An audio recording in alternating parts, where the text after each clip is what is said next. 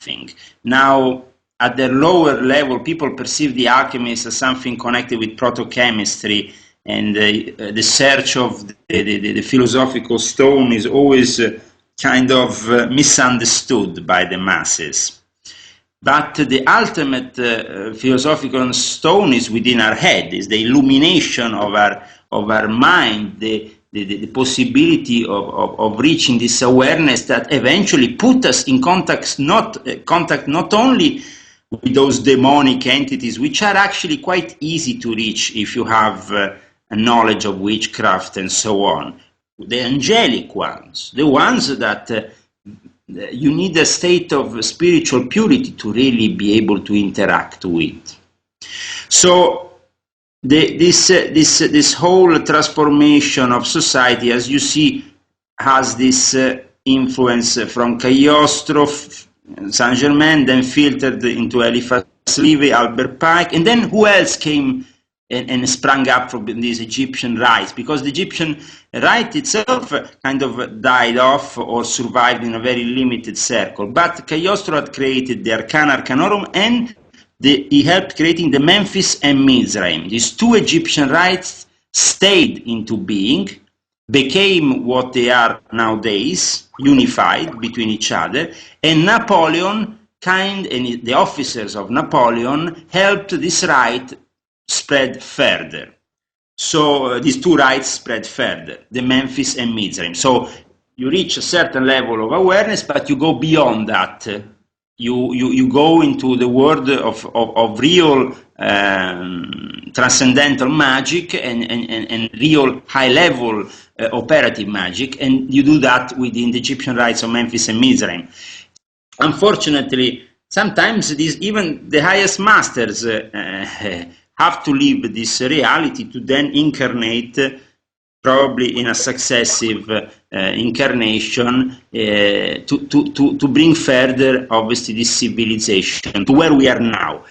From the Egyptian rites sprang up the Golden Dawn. The SRIA, which we discussed before, was this society of Illuminati in which Eliphas Levi from France actively participated, also had people like William Butler Lytton. And later on in the Golden Dawn, we will have people like Yeats, the great poet. Basically, the Golden Dawn was the Egyptian depository of the Egyptian knowledge and in the British island. And so basically what happened was that the Golden Dawn was the place where Freemasons, very few of them, who had high-level knowledge, could actually experiment and go further in their understanding. And we have many important people, like, as I said, William Butler Yeats, but there is also another interesting member of the Golden Dawn that people might know, and that is the writer of Sherlock Holmes, Arthur Conan Doyle. Oh, wow. We can see and we can perceive from his writings the occult knowledge and his adventures. Sherlock Holmes, he always ends up with some really obscure characters, because the chronicles of Sir Arthur Conan Doyle are really, in a way, not completely autobiographical, but very similar to what he himself experienced many times within some of these secret societies.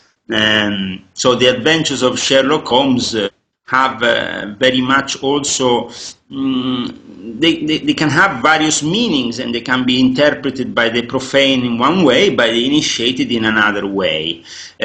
But as I said, he was another member of the Golden Dawn, so somebody still on this kind of path. Obviously, we all know about Aleister Crowley.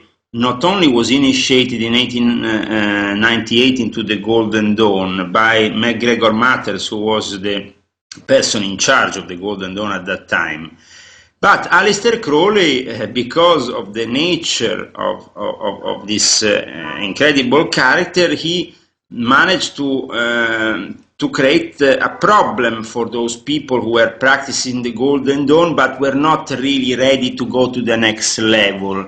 And also because he wanted to really take on all the evil of the world and incarnate any possible, demon that could cross his path. But he wanted to do it in the most picturesque way. But he managed to do so. I mean, what happened was this. MacGregor Matters, who was in charge of the Golden Dawn, had translated a couple of very important books. Those books, like The Magic of Abramelin the Mage, or the Lesser Keys of Solomon, the Goetia, are books of evocation of these entities. Okay. But very rarely you will find people who really know how to do these rituals or want to really do them in the genuine way, or also want to risk themselves, because when the magician places himself within a triangle to evoke a demon, or within a circle to evoke an angel, or wants to do this kind of, obviously he's opening himself up to these forces.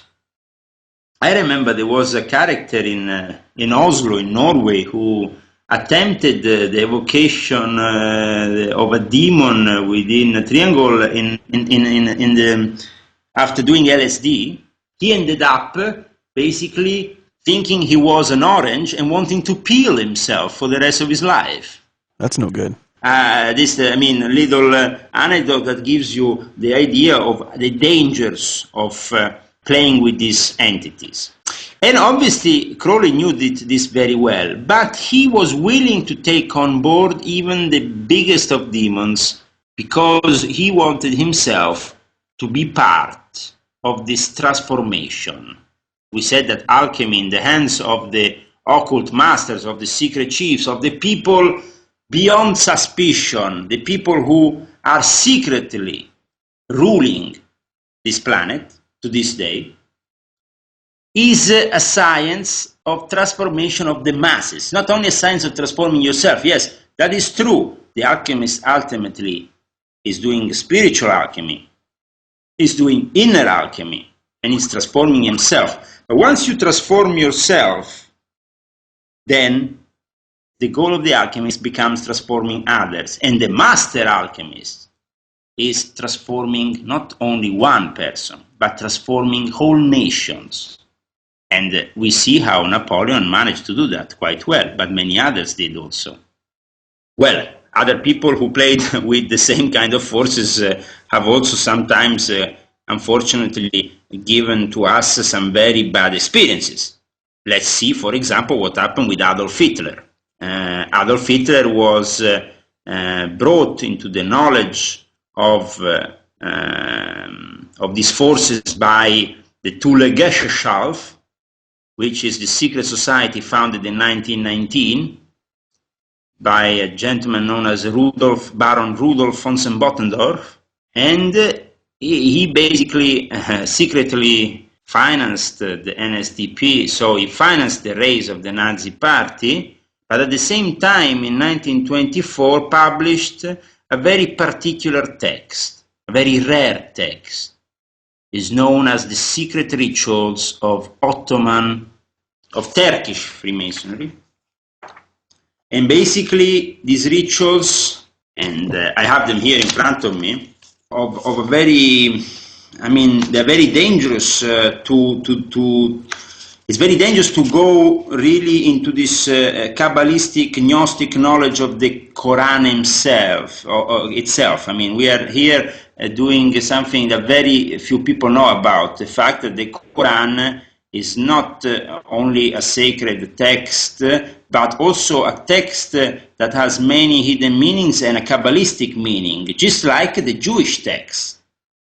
Now, the formulas that are given, Allah, Ka, Ya, Ta, Tazam, Tas, Tasam, this is a procedure that goes through a complex operation in which you go through various colors, and when you start having visions of green color, and it symbolizes ultimately the connection with an entity which is known as Khidir. In the Muslim tradition, I will invite all